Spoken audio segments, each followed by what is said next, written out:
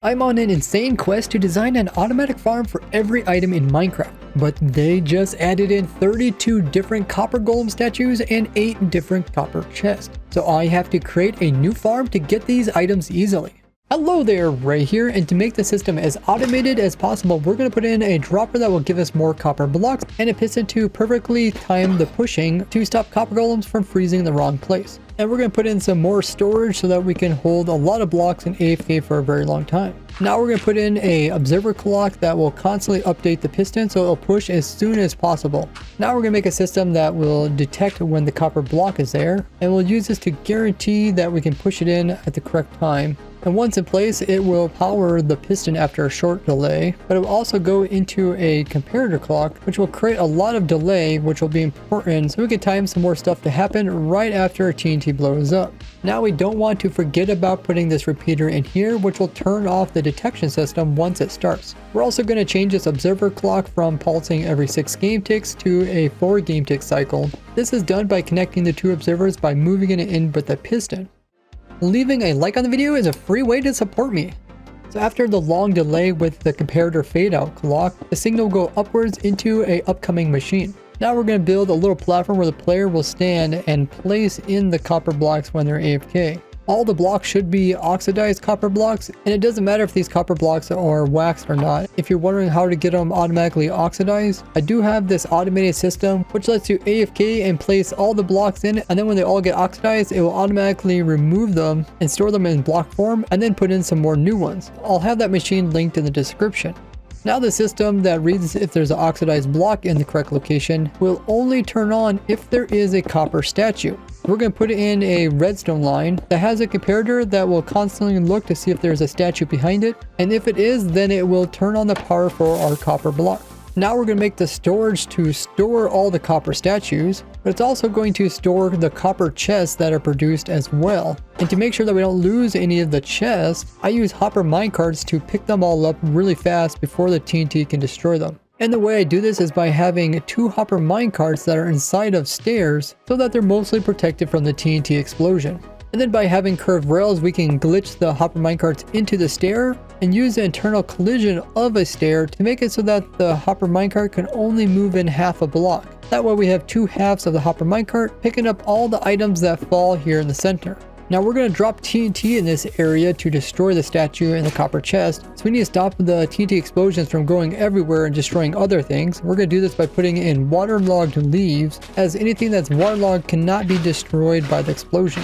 And we're also going to place in a waterlogged wall to keep the TNT from getting too close to the statue and the copper chest. Now we're going to put in some sidewalls to surround the TNT. If you don't have a block obsidian, you can always just place in a block of lava beside some water. These blast-proof walls will also hold in a water stream which will come from this trap door, and we're using the flowing water to move the TNT up against the cobble wall. Now the TNT can damage blocks pretty far out and even through corners, so we need a lot of explosion-proof blocks here, and using leaves is the cheapest as they hold in the water on all 4 sides, and you only need shears in order to get them. But if you do have obsidian, you can use that instead of all these waterlogged leaves. Now we're going to place in some blocks to place redstone on top of it. This redstone is getting split up into 3 different places. One's going to duplicating the TNT, the next is going to release the water, and the last one's going to dispense the pumpkin. Now we'll continue this line and build in the TNT duper. This compacted TNT duper design is by Iceberg and Mercury. Now if TNT dupers are not allowed in your world or server, then you can always come in with a dispenser, but you might have to barely tweak the timing so it blows up at the same time as this one. Now we're going to put the redstone in that goes to the trapdoor, which is going to wash the TNT over to the corner so it has a 100% chance of destroying the copper chest. And then we're going to remove the water right before it actually blows up. That way it actually does damage to blocks. Now we don't want to forget to waterlog the stairs that are holding in our minecarts. We're so close to 500,000 subscribers, so make sure you've joined in. Now we're going to put in the dispenser that actually places in the carved pumpkin. That way we can do it automatically and don't need the player. Now this next part is optional, but this is an automatic carving station where you can just have pumpkins being put in, and then you can just AFK and convert those pumpkins into carved pumpkins, which is what you need for the copper golems to spawn.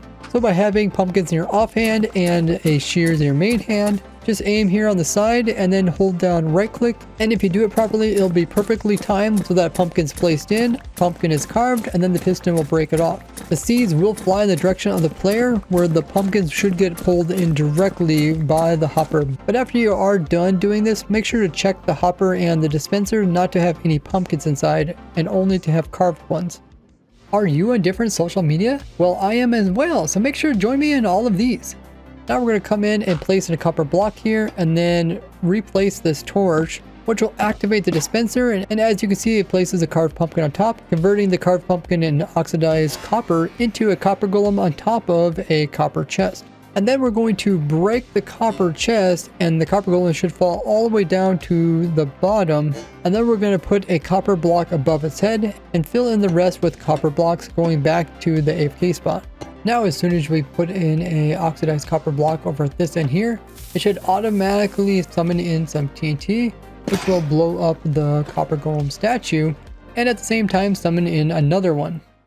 The way you run the farm is you would be in survival, you'd be standing here, so you can easily pick up the items that come out of the dropper. Then you're going to hold the oxidized copper in your main hand. You're going to aim right here, and then you're going to go to your controls and change this from hold to toggle. Now when you tap right click one time, it will place in a block, but as soon as the copper golem is removed and another opening is made in, your character will automatically place in another block without you having to do anything. Now at this point you can press Alt plus Tab and leave the window, and you can be working on other stuff on your computer, or you can even minimize your entire Minecraft, and it will still be right clicking and placing in blocks. And then to turn it off, right click one more time and then go into your control settings and then toggle this back to hold. And now right and left click will work like normal. And all the copper golem statues and copper chest are being picked up in the farm and stored away in this barrel here.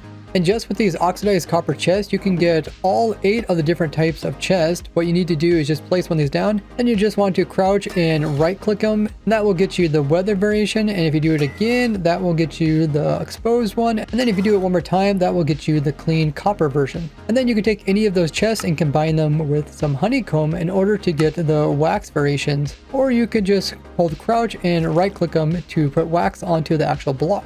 And you can also get all 32 different versions of the copper statues by placing them down and then using your axe to remove layers until you get the one you want.